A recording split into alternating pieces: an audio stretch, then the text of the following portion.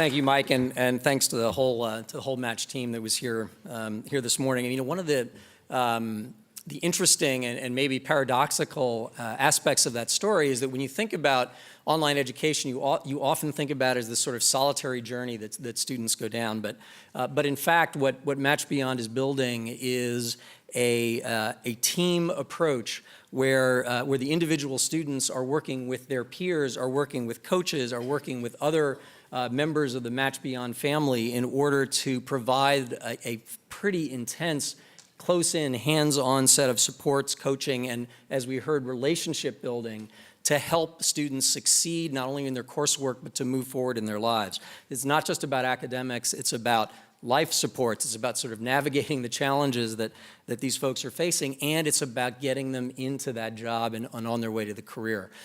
So to me, it's a sort of a fascinating combination of things that you don't necessarily think go together, but actually do.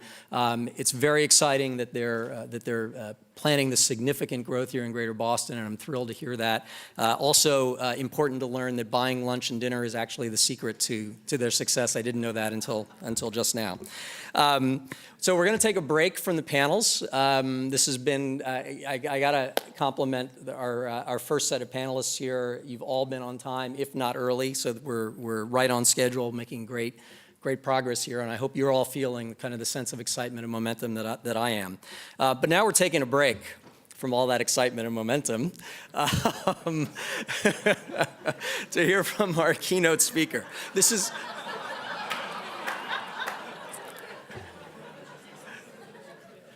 And I say that because lovingly, of course, Ted, but because now is a chance for reflection and to catch our breath and to make sense of all that we've heard. Is that what you're going to be talking about? Okay. So I'm pleased and honored to introduce our keynote speaker, Ted Mitchell. Ted is president of the American Council on Education, and besides serving as the principal coordinating and advocacy organization for higher education, the council is also directly involved in helping adult learners pursue non-traditional paths to earning post-secondary credentials. So they're not just thinkers and talkers, they're also doers. And before joining the council this September, which was not even 3 months ago, Ted was Undersecretary of Education in the Obama administration, and other notable roles that he has held in his career are President of Occidental College and Dean of the Education School at UCLA. But most important, as far as I'm concerned, Ted was also the CEO of New Schools Venture Fund, where he was my boss. And with the exception of my current boss, of course, he was my favorite boss. So ladies and gentlemen, Ted Mitchell.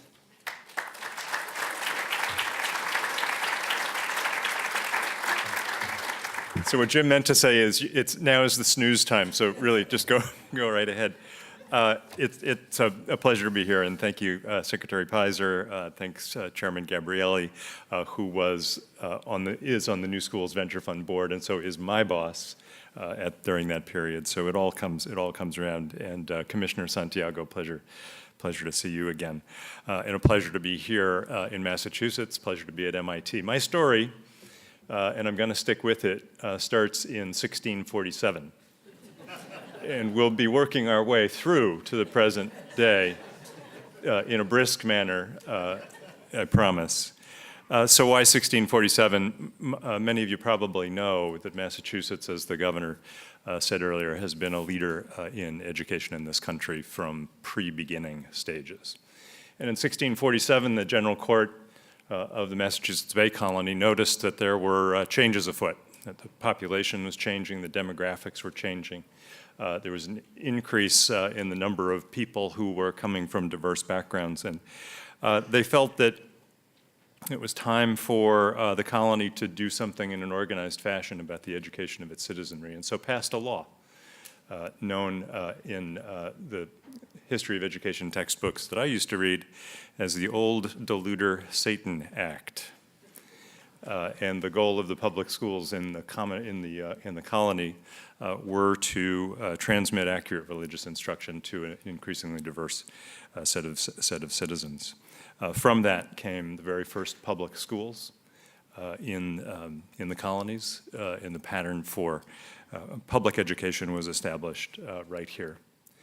I think what we're talking about today, and it's really exciting, and I want to get back to the panels as quickly as possible. So let's not go to, let's just imagine Horace Mann and all the rest of that, and we'll just talk about that as done, and we'll move to the current moment. What we're talking about today is a reimagining of education in this country that's really quite profound. And I want to talk about it in a couple of different ways. So first of all, as Chairman Gabrielli talked about and the Governor talked about and the panels have indicated, we really are looking at a shift in who the clients are for higher education in this country. And we used to call the kinds of students that have been described non-traditional, but guess what? That's wrong. The data are clear. The traditional student is a student who is balancing work and family. 75% of today's enrolled college students are juggling parenting, working, or both.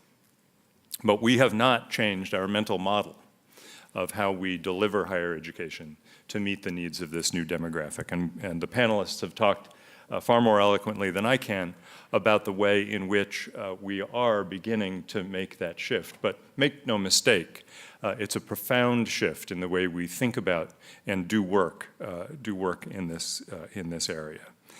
Among the new traditional college students, we're also noticing some trends that we haven't talked so much about yet today. So over 30% of them, whether they have completed their degree or not, are seeking to transfer credit from one learning opportunity to another. This is one of the ways in which we need to change the way we think about education, because our systems are not built well enough yet to accommodate the frictionless transfer of credit between institutions, much less the stackability of credentials and certificates to make a meaningful degree. Second trend among the new traditional students is their familiarity with and ability to accumulate learning online. 33% of today's college students have taken one or more online course. And of that 30%, fully 15%, or half of those people, are enrolled in totally online programs. And so when we think about the future, I guess I would hope that we could acknowledge today that the future is here. This is not something that we are planning for. This is something that is happening. And as is so often the case in education, whether it's early education, K-12, or higher education, our students are leading us. And it's our responsibility to follow as quickly as we can and to develop the tools, the techniques to support them where they are. The second theme that I want to raise about the education future that is with us is, again, a theme that's been articulated throughout this morning, and that is the imperative in a rapidly changing world for lifelong learning. We have existed since about 1647 with an inoculation view of education. You go through it once, you get the shot, it lasts for a lifetime, and you're good to go. That's no longer true. And it is also no longer true that the proxy of a degree is long-lived in terms of signaling to employers, signaling to communities that you actually know what you're supposed to do be able to do the job that you get. And so a second theme is that lifelong learning is going to be a part of our lives as working adults, and it's going to be a part of higher education's future in providing, as the MicroMasters does, opportunities for students to continue their education as their jobs change. The third thing that I want to talk about that has changed a little since 1647 is the technology of learning itself, and I want to talk about it in a couple of ways. It's typical to talk about, when you think about the technology changing, to think about new delivery models, to think about online education, whether that's MOOCs or Khan Academy. And Sal Khan, by the way, is a proud MIT graduate. Just want to lay that out there. So we think about delivery systems, and that's a good thing to think about. But I want to dig a little bit deeper and talk about, a couple of the panelists have talked about it, some in the context of just-in-time, is the tremendous growth in the ability of learning management systems to adapt what they're providing to learners when learners need it. Either scaffolding help when learners aren't mastering material adequately, or acceleration help when learners are breezing through the materials and need new challenges layered on top of the old ones. It's this adaptability that is driving the self-paced nature of much of what we're talking about today.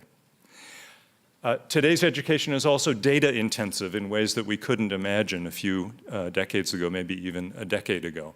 And so in addition to the adaptive student-facing part, we are now able to understand student learning from the instructor's point of view, from the administrator's point of view, and make sure that students are on the right pathway to mastering the material that they need to get that next degree and next job.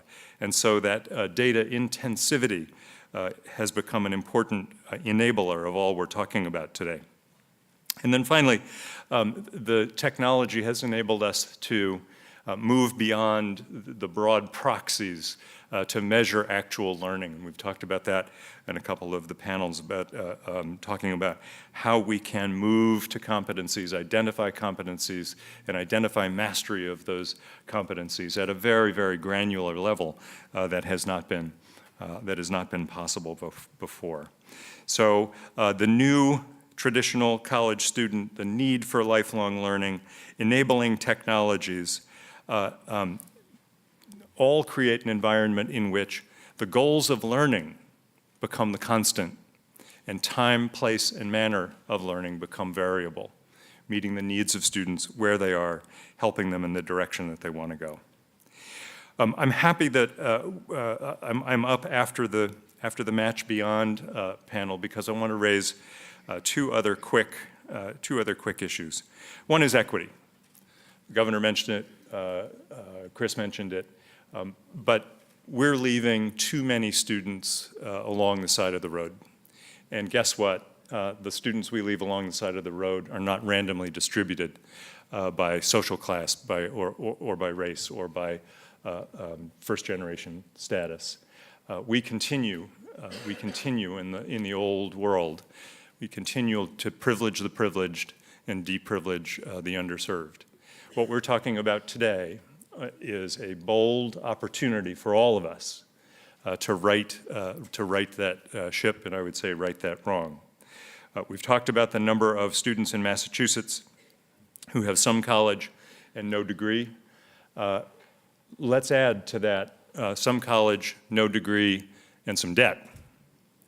And you begin to see the way in which the equity issue is not just an opportunity cost, but it's a real cost for students and families who need our help getting across the finish line. There are 36 million students, learners in America who have some college and no degree, and what we're talking about today are opportunities for each and every one of them. I think we all know that 100% of students who start college intend to finish, but only 50% do. And that's another thing that draws us here together. The last thing I want to say is that what you're seeing today and what you're part of today is an army of entrepreneurs, social entrepreneurs, higher education entrepreneurs who are really breaking the rules in order to create great opportunities for students and for learners across the board. But let's be clear that the old model of education dies hard, and it dies hardest in the area of policy. Massachusetts is very fortunate to have an enlightened governor, a committed legislature, and groups like you who are keeping the pressure up. But across the country and at the federal level, there are policies and procedures that prevent us from really unlocking the potential that we're talking about today. I could list too many of them, But I'll stick with one, and it is, I think, quite pertinent. Competency-based programs don't match the federal definition of credit hour. There is just an irreconcilable difference between going at your own pace and sitting in that classroom for 30 hours a semester. In order to be eligible for federal financial aid, programs need to conform to the credit hour, the clock, the seat time. And we need to bust that open in order to really provide students with an opportunity to do the work and prove mastery of the work and get credit for that work in the kind of just-in-time way that the new traditional learner needs. We need to break that open, and I have had this vigorous agreement for years. Chris Gabrielli introduced me to the whole issue of competency-based learning, and we need all of us to stand up and work with our representatives to make sure that dollars follow student learning, not students sitting in seats. The last thing that I'm going to say today, and it probably is too obvious, but it's quite striking. We talk a lot about partnerships, and we talk a lot about relationships between learners and institutions and employers. And I just want to put a mirror up for you and remind you how remarkable it is to have a gathering like this one, where employers and learners and institutions providing that learning are really coming together with a whole set of bold commitments about moving forward together. These are not just commitments that are unusual, they're discussions that are unusual. And please appreciate that, appreciate the courage that it takes to have those conversations and to develop the kinds of commitments that you've developed here. So I'm going to subside. I think I'm going to give Jim back a few minutes, but it's a pleasure and a privilege to be here with you, and I look forward to continuing our engagement through the American Council on Education in providing robust pathways for the new traditional learner, whether that's the 22-year-old returning veteran, the 30-year-old single mom, the 50-year-old displaced worker. They all need all of our help. Thank you.